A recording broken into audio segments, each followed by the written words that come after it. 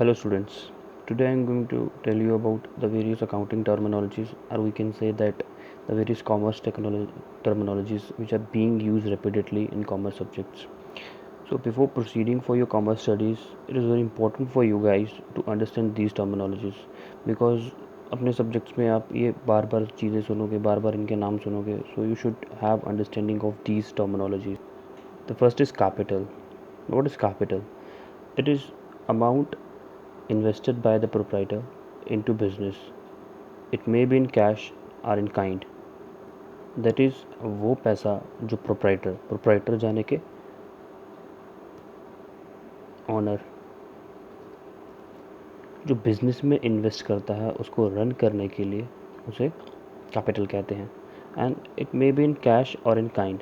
That is वो पैसा भी हो सकता है और वो कोई चीज़ भी हो सकती है, like land, furniture, stock, anything जो आप बिजनेस चलाने के लिए इन्वेस्ट करते हो. The second is drawings. Now drawings is amount or benefit withdrawn by the owner from the business for personal or domestic use. यानी कि जो पैसा या बेनिफिट आप अपने बिजनेस से विड्रॉ करते हो अपने पर्सनल यूज़ के लिए, अपने डोमेस्टिक यूज़ के लिए, उसे आप ड्राइंग्स बोलोगे. यहाँ मैं आपको एक चीज़ क्लियर कर दूँ. There is distinct relationship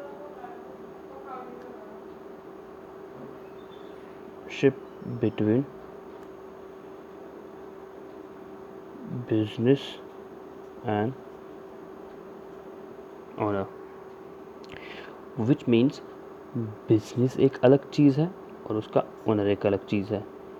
ये दोनों एक नहीं है. This is artificial person, this is natural person. Let me clear this with an example. Now suppose there are two person, Ram and Sham, and they started new business with a company name ABC Limited. Now ABC Limited is a different person. Ram and Sham both are different persons. ये same लोग नहीं है. इन्होंने पैसा invest किया है ABC limited में. पैसा जाने कैपिटल जो आपने भी पहले पढ़ा, इन्होंने कैपिटल इन्वेस्ट की है ABC लिमिटेड में. Now it is the responsibility of ABC limited कि वो पैसा कमा के दे राम और शाम को. इसको आप एक तरीके से ऐसे भी समझ सकते हैं, मान लो कि कल को कुछ ABC लिमिटेड कुछ गलत कर देती है, कुछ ऐसा अपने कस्टमर के साथ कुछ चीज़ें सही नहीं करती, तो कल को कस्टमर जब केस करेगा वो राम और शाम पे नहीं, वो ABC लिमिटेड पे करेगा. Because ABC limited is a artificial person. उसकी अपनी एक वैधता है, अपना एक लीगल स्टेटस है in the eyes of law. हाँ, what is liability? Liability is financial obligation to outside parties. यानी कि जो आपने कर्ज देना है लोगों को, जो आपके ऊपर लाइबिलिटी है, उधार है आपके सर पे, एक तरह से आप इसका हिंदी में नाम अगर आप बात करें तो उधार आपने जो पार्टीज़ को देना है, लोगों ने आपसे पैसे लेने हैं, that is liability. Liabilities of different types: internal liability, external liability, fixed liability, current liability and contingent liability. Let us understand this one by one. Internal liability is what? Like मैंने आपको पहले बताया, there is a distinct relationship between owner and business. Now owner जो भी पैसा business में invest करेगा, owner जो भी पैसा बिजनेस में इन्वेस्ट करेगा उसे हम बोलेंगे internal liability. That is owner investment in business. What is external liability? Outsider liability. बाहर के लोगों का आपने जो भी पैसा देना है उसे आप क्या बोलोगे? Outsider liability. Now third is fixed liability. Fixed liability is one, ध्यान से सुनिए. Fixed liability is what? अगर आपने किसी का पैसा देना है, आपके सर पे उधार है और उसकी टाइम लिमिट 5 साल, 10 साल या 15 साल है, मिनिमम मान के चलिए कि 1 साल से ज़्यादा अगर आपका पेमेंट पीरियड है, उसे आप फिक्स्ड लाइबिलिटी बोलोगे। आपने बैंक से लोन लिया, बैंक ने आपको बोला कि 10 साल के बाद दे देना, that is a fixed liability, क्योंकि अब उसकी पेमेंट आज नहीं 10 साल तक करनी है। What is current liability? अगर किसी की पेमेंट, अगर किसी का उधार विद इन 1 ईयर ख़त्म करना हो, that will be called as current liability. Contingent liability, ना कंटीजेंट लाइबिलिटी इज व्हाट, इसका दूसरा नाम है मे और मे नॉट बी लाइबिलिटी। इसको एक एग्जांपल से समझेंगे। लाइक सपोज करो कि आप पे एक कोर्ट केस है और उस कोर्ट केस का अमाउंट है कि 10,000, विच मीन्स अगर आप केस जीते तो आपको 10,000 मिलेगा, अगर आप केस हारे तो आपको 10,000 देना पड़ेगा। नाउ देयर इज अनसर्टनिटी, अगर हम केस हारते हैं तो हमारे सर पे लाइबिलिटी होगी, प्रॉफिट तो होगा जीतने पे, पर अगर हम केस हारते हैं तो हमारे सर पे एक लाइबिलिटी आ जाएगी, बट हम उसके लिए सर्टन नहीं है। It is a liability of May और मे नॉट बी, तो that liability is called contingent liability. The next is assets. Assets are economic resources owned by a business or anything which have a earning capacity। इस line पे ज़रा ध्यान दीजिएगा। Asset is what anything which have a earning capacity। हर वो चीज़ जिसमें पैसा कमाने की क्षमता है उसे हम एसेट बोलते हैं। आप अपनी लाइफ में इमेजिन कर लीजिए किस किस चीज़ में पैसा कमाने की क्षमता है, that is an asset for business और for any person, you can say that. Now assets are of 3 types primarily: fixed assets, current assets and fictitious assets. Now fixed assets are of 2 types: tangible fixed assets and intangible fixed assets.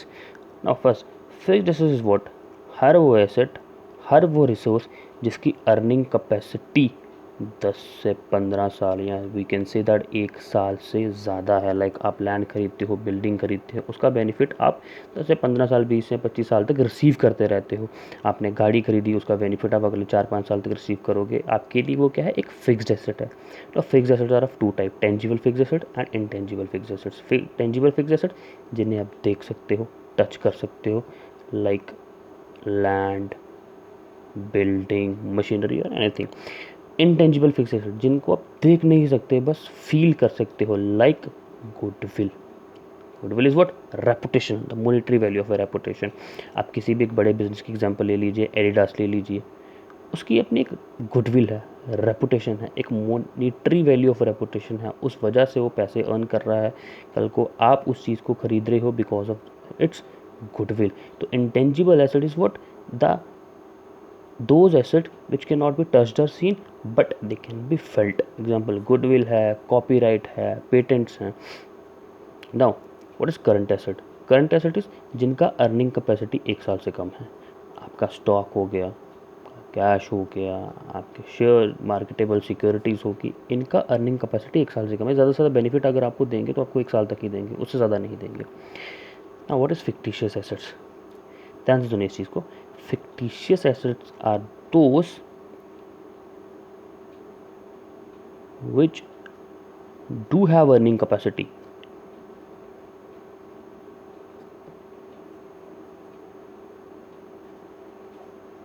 but they don't have monetary value। क्या मतलब है इसका?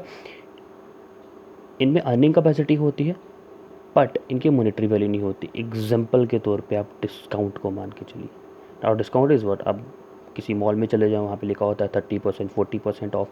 Now अब आपको वो पैसा कमाने में मदद तो कर रहा है, कस्टमर ला के दे रहा है, जाहिर सी बात है, तो पैसा कमाने में मदद कर रहा है, बट उसका कोई मॉनेटरी वैल्यू नहीं है।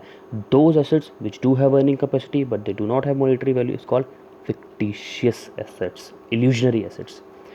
Now the next is debtor। what are debtors? From whom amount is to be received। वो लोग जिनसे पैसा मिलने वाला है उन्हें हम डेटर बोलते हैं। लाइक राम ने अगर मेरा 10,000 देना है तो राम को मैं बिजनेस में क्या बोलूँगा, वो मेरा डेटर है। ना क्रेडिटर आर दोस्त to whom we have to pay money। जिनको हमने पैसा पे करना है उन्हें हम क्या बोलते हैं, creditor. Now next is what is profit. मैं इन दोनों को साथ में लेके चलूँगा, profit and gain. For layman both are same thing, profit भी वही होता है, गेन भी वही होता है, तो दोनों में फ़र्क क्या है? फ़र्क ये है, the profit is total revenue minus total expenses. आपके टोटल खर्चे में से अगर आपका टोटल खर्चा निकाल दिया जाए वो आपका प्रॉफिट रहता है। और प्रॉफिट आपका जो रेगुलर एक्टिविटीज़ हैं, what do I mean by regular activities, मान लो कि मेरा फर्नीचर का बिजनेस और मैं फर्नीचर बेचता और ख़रीदता हूँ, फर्नीचर बेचना और ख़रीदना मेरे लिए रेगुलर एक्टिविटी है, उनसे अगर मैं पैसा कमाता हूँ उसे मैं बोलूँगा profit. But gain is what? Irregular incomes. Furniture का काम होने के साथ अगर मैं कल को अपनी ज़मीन बेच के पैसा कमाता हूँ और उससे मुझे अर्निंग होती है, या सपोज़ करो एक छोटी एग्जांपल लेते हैं कि अगर मेरी दुकान पे रोज़ न्यूज़पेपर आता है और उसे बेच के मैं पैसा कमाता हूँ, उसे मैं बोलूँगा gain. These are irregular incomes, बार बार ना होने वाली income. So that's it for this video.